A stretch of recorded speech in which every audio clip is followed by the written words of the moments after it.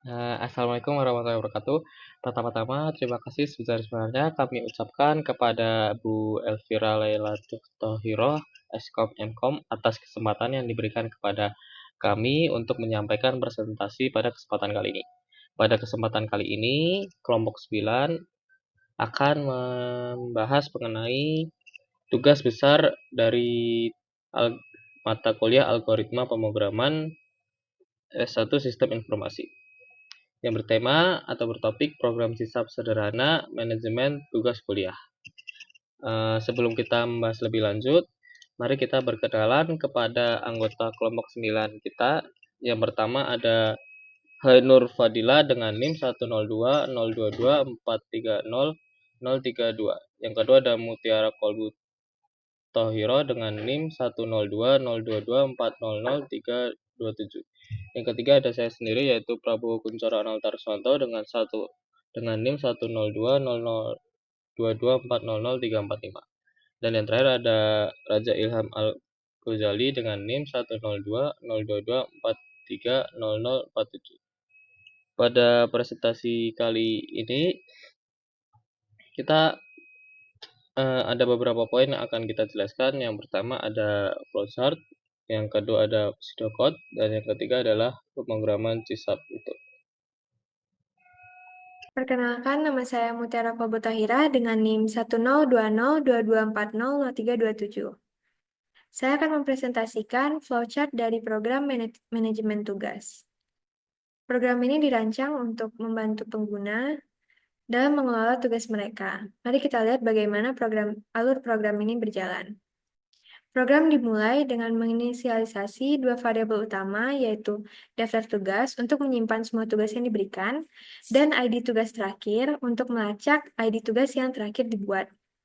Setelah inisialisasi variabel, program akan menampilkan menu utama yang berupa 1. Tambah tugas, 2. Lihat daftar tugas, 3. Perbarui tugas, 4. Hapus tugas, dan 5. Keluar dari program. Program kemudian meminta input pilihan dari pengguna. Jika pengguna memilih pilihan pertama, yaitu tambah tugas, program akan meminta input berupa nama tugas, mata kuliah, deskripsi, deadline, tingkat prioritas, dan status. Kemudian program akan membuat objek tugas baru dan menambahkannya ke dalam daftar tugas. Jika pengguna memilih pilihan kedua, yaitu lihat daftar tugas, maka program akan menampilkan opsi filter status tugas. Yang pertama, semua. Kedua, tugas belum selesai. Yang ketiga, tugas selesai. Program akan meminta input status filter dari pengguna. Jika pengguna memilih status filter yang pertama, maka program akan menampilkan daftar semua tugas. Namun jika pengguna memilih status filter yang lainnya, maka program akan menampilkan daftar tugas sesuai dengan status yang dipilih. Jika input yang dimasukkan tidak terdapat dalam pilihan, maka program akan menampilkan pesan error berupa input tidak valid. Jika pengguna memilih pilihan ketiga, yaitu perbarui tugas, maka program akan meminta input ID tugas dari pengguna. Lalu program mencari tugas berdasarkan ID tugas yang ingin diperbarui tersebut. Jika tugas ditemukan, maka program akan memperbarui informasi daftar tugas.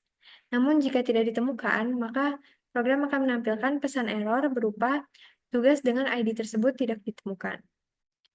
Selanjutnya, jika pengguna memilih pilihan keempat, yaitu hapus tugas, maka program akan meminta input ID tugas yang ingin dihapus. Setelah itu, program akan mencari tugas berdasarkan ID tersebut. Jika tugas ditemukan, maka tugas akan dihapus dari daftar tugas.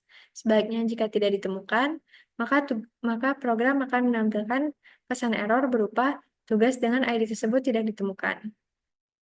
Setelah pengguna memilih suatu opsi, program akan melanjutkan ke proses yang sesuai. Dan setelah selesai, akan kembali ke menu utama, kecuali jika pengguna memilih pilihan kelima, yaitu keluar dari aplikasi. Jika pengguna memilih pilihan kelima, maka program akan berakhir. Sekian presentasi dari saya, selanjutnya akan dijelaskan oleh teman saya. Di sini saya akan menjelaskan mengenai pseudocode. Yang pertama, start.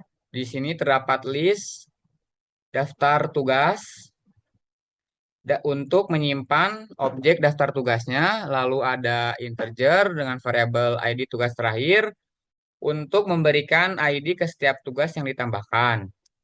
Lanjut ke bagian menu utama, kita menggunakan perulangan. Di menu utama ini terdapat 5 opsi. Yang pertama, tambah tugas. Yang kedua, lihat daftar tugas. Yang ketiga, perbarui tugas. Yang keempat, hapus tugas. Yang kelima, keluar atau mengetikkan programnya. Lanjut, kita harus menginput pilihan dari menu utama ini. Kita menginput bagian pertama, menggunakan percabangan.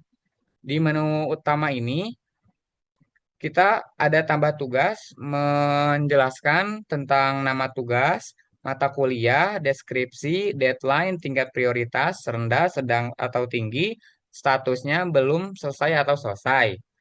Program akan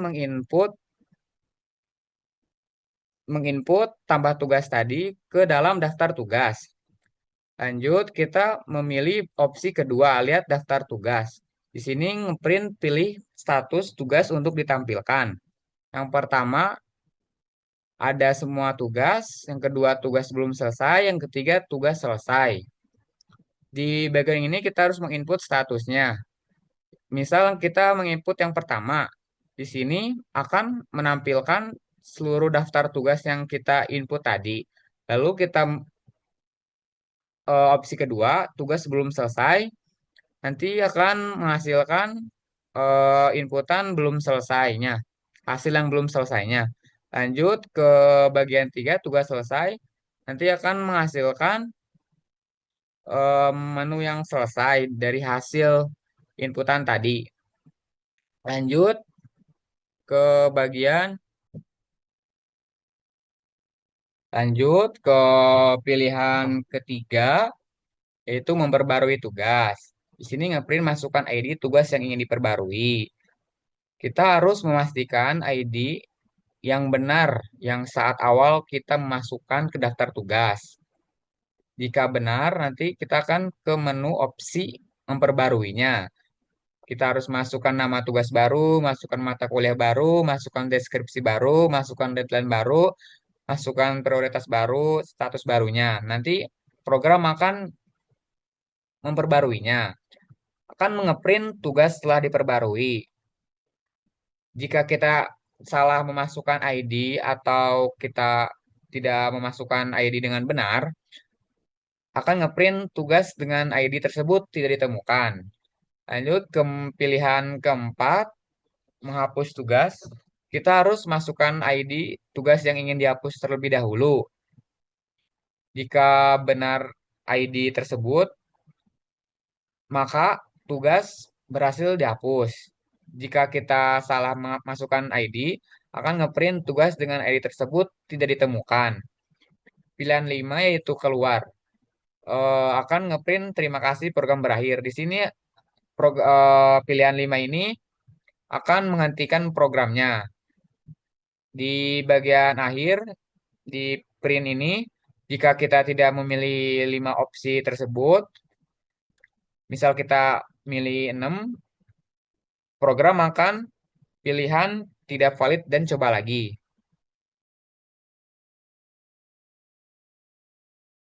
Baik, saya Hainur Padilla akan menjelaskan bagian program C# dari tugas besar ini. Jadi program ini adalah aplikasi berbasis konsol yang digunakan untuk mengelola tugas-tugas mahasiswa. Program ini memungkinkan pengguna untuk yang pertama menambahkan tugas, yang kedua melihat daftar tugas yang sudah dibuat, yang ketiga memperbarui tugas yang ada, yang keempat menghapus tugas, dan yang kelima keluar dari aplikasi atau program. Jadi, saya menggunakan list untuk menyimpan data dari input pengguna. Di sini di dalam kelas program saya mendeklarasikan daftar tugas to list untuk menyimpan inputan pengguna. Yang kedua ada ID terakhir untuk beri atau ID ke tugas yang sudah dibuat. Di sini ada menu utama yang akan terus berulang meminta input kepada pengguna. hingga pengguna pilih 5 untuk berhenti atau keluar. Selanjutnya di dalam slide di sini ada fungsi input validasi, yang dimana fungsi ini untuk memvalidasi atau mengecek input yang dimasukkan pengguna. Jika input salah, maka akan terus berulang hingga input yang diberikan pengguna benar. Lalu ada fungsi input tanggal yang berfungsi untuk mengecek format tahun, bulan, dan tanggal yang dimasukkan oleh pengguna. Jika formatnya tidak sesuai, maka akan terus berulang hingga pengguna memasukkan format tanggal yang benar. Selanjutnya ada fungsi tambah tugas, yang dimana fungsi ini minta pengguna untuk memasukkan informasi terkait tugas seperti nama tugas, mata kuliah, deskripsi, deadline, prioritas, dan status tugas. Setelah data palet dimasukkan, maka tugas baru akan ditambahkan ke dalam daftar tugas, dan ID tugas terakhir akan bertambah. Jika baru pertama kali, maka ID tugasnya 1, maka selanjutnya akan bertambah menjadi 1, sehingga yang kedua adalah 2. Selanjutnya ada fungsi lihat tugas. Fungsi ini digunakan untuk menampilkan daftar tugas yang ada. Pengguna dapat memilih 1 untuk semua tugas, 2 tugas yang belum selesai, dan 3 untuk tugas yang selesai. Jika pengguna hanya memilih misalnya 3, tugas yang selesai saja ditampilkan. Daftar tugas akan ditampilkan secara lengkap, mengenai ID, nama, mata kuliah, deadline, prioritas, dan status. Kemudian selanjutnya ada fungsi perbarui tugas. Fungsi ini untuk memperbarui tugas yang ada. Pengguna akan diminta memasukkan ID tugas yang ingin diperbarui. Jika tugas itu ada, maka pengguna akan masuk ke input untuk memasukkan nama baru atau mata kuliah baru dari tugas yang ingin diubah. Jika ID tidak ditemukan, maka akan muncul pesan ID tugas berdasarkan ID tidak ditemukan. Selanjutnya ada fungsi hapus tugas. Fungsi ini digunakan untuk menghapus tugas berdasarkan ID yang dimasukkan oleh pengguna. Hampir sama seperti memperbarui tugas. Bedanya jika ID tugas ditemukan di dalam list, maka tugas akan dihapus. Jika tidak ditemukan, maka akan muncul pesan tugas berdasarkan ID yang dimasukkan tidak ditemukan. Dan di sini kelas tugas yang berfungsi untuk mendefinisikan struktur data tugas. Setiap tugas memiliki atribut seperti ID, nama tugas, mata kuliah, deskripsi, deadline, tingkat prioritas, dan status. Get untuk mendapatkan nilai field dari list, dan set untuk mengubah nilai field. Baik, itu saja. Penjelasan berikutnya akan dijelaskan oleh teman saya. Terima kasih. Oke, pada slide selanjutnya di sini ada contoh input atau output dari program yang tadi sudah dijelaskan oleh teman saya. Di sini yang pertama, jika si pengguna memilih pilihan menu pertama, ada ditambahkan tugas. Di opsi tambahkan tugas ini kita disuruh memasukkan beberapa data. Yang pertama ada nama tugas, mata kuliah, deskripsi, deadline. Nah, di deadline ini kita harus sesuai formatnya, yaitu tahun, bulan, dan tanggal. Selanjutnya ada tingkat prioritas. Di tingkat prioritas ini formatnya harus sesuai juga, yaitu rendah, sedang, atau tinggi. Selanjutnya kita memasukkan data status. Status dari tugasnya itu belum selesai atau sudah selesai. Setelah data-data itu sudah dimasukkan, tugas ini berhasil ditambahkan. Di eh, di opsi pertama ini kita bisa menambahkan beberapa tugas, bisa lebih dari 1, 2, ataupun 3 tugas. Selanjutnya, slide selanjutnya di sini contoh input dan output. Jika si pengguna ini memasukkan pilihan menu 2 akan muncul opsi lihat daftar tugas. Di opsi ini data-data atau tugas-tugas yang sudah ditambahkan itu akan bisa kita lihat di opsi lihat daftar tugas ini. Dari data itu terlihat ada ID 1 atau ID 2. Kita bisa melihat semua tugas atau hanya tugas yang belum selesai atau hanya tugas yang udah selesai di sini. Jika dilihat dari ini semua sudah masuk. Ya benar sudah masuk. Selanjutnya pada slide ini ada contoh input atau output dari jika si pengguna ini memasukkan opsi pilihan menu ketiga, yaitu perbarui tugas. Di opsi ini pengguna bisa memperbarui tugas atau mengedit dari tugas yang sudah ditambahkan sebelumnya. Yang pertama, pengguna memasukkan ID yang ada pada saat tugas ditambahkan. Misal ID pertama, yaitu tugas besar Alpro. Itu adalah nama baru dari tugas. Kita bisa mengedit nama tugas, mata kuliah, deskripsi, deadline, tingkat prioritas, dan status baru dari tugas yang sebelumnya sudah ditambahkan. Setelah data baru sudah ditambahkan, kita bisa melihat tugas berhasil diperbarui. Setelah tugas diperbarui, kita bisa melihat di opsi menu 2, lihat daftar tugas. Dilihat opsi ID pertama ini sudah diperbarui datanya. Oke. Pada slide selanjutnya, ini kalau jika si pengguna memilih menu 4 atau hapus tugas, di sini si pengguna bisa menghapus tugas yang tadi sudah ditambahkan pada pilihan pertama. Pengguna memasukkan ID tugas yang sudah didaftarkan. Misal ingin menghapus tugas dengan ID 2.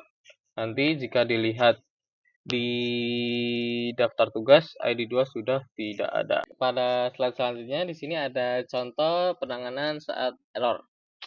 Pada slide ini kita bisa melihat contohnya jika si pengguna ini tidak memasukkan input yang benar, akan terjadi perulangan atau looping. Di sini jika si pengguna ini tidak memasukkan opsi menu yang benar, misal tidak mengisi menu yang ada, tidak mengisi menu secara benar, mengisi nomor yang salah, akan terus muncul pada pilihan menu ini. Selanjutnya, jika si pengguna ini memasukkan pilihan menu yang benar, yaitu misal contoh 1, tambah tugas. Di sini akan muncul menu selanjutnya, yaitu tambah tugas baru. Di sini, selanjutnya jika si pengguna ini tidak memasukkan nama data-data secara atau sesuai yang ada, juga tidak akan lanjut. Contohnya di sini ada nama tugas. Jika si pengguna tidak mengisi, akan muncul tulisan input tidak valid. Silakan coba lagi. Nah, misal jika si pengguna ini memasukkan inputan secara benar, yang ada contohnya di sini. Nama tugas sudah diisi, mata kuliah sudah diisi, deskripsi dari tugas itu sudah diisi, maka akan muncul data selanjutnya, yaitu deadline. Di sini deadline juga harus sesuai dengan format yang ada. Ketentuannya itu tahun, bulan, dan tanggal. Di sini bulan dan tanggal, kenapa 9 dan 1 ini tidak valid? Karena di sini formatnya harus MM dan DD. Di sini harus misal yang benar itu 09 dan 01. Di sini juga si bulan dan si tanggalnya tidak bisa lebih dari, misal bulannya tidak bisa lebih dari 12, nanti data juga tidak akan valid atau format tanggal tidak valid. Misal di sini si pengguna misal sudah benar memasukkan format dari deadline atau tahun, bulan, tanggal dengan benar, yaitu 2020 12/02. Nah, di sini akan lanjut ke data selanjutnya, yaitu tingkat prioritas. Di sini misal si pengguna ini juga tidak memasukkan inputan yang benar sesuai dengan format yang ada. Misal, di sini si pengguna mengisi tidak sesuai, misal rendah, sedang, tinggi, inputan juga tidak akan valid dan akan terus muncul ke sini dan silakan coba lagi. Selanjutnya, jika si pengguna ini benar mengisi, misal contoh, tingkat prioritas rendah, di sini akan masuk ke data selanjutnya. Data status harus sesuai dengan format yang ada, belum selesai atau selesai. Misal si pengguna mengisi selain itu, inputan juga tidak akan valid, silakan coba lagi. Di sini setelah data-data atau data yang sudah berhasil ditambahkan atau sesuai format, akan muncul tugas berhasil ditambahkan. Demikian presentasi yang dapat kami sampaikan pada kesempatan kali ini. Kami berharap penjelasan yang kami berikan dapat memberikan gambaran yang jelas mengenai program SISAP yang kami buat. Wassalamualaikum warahmatullahi wabarakatuh.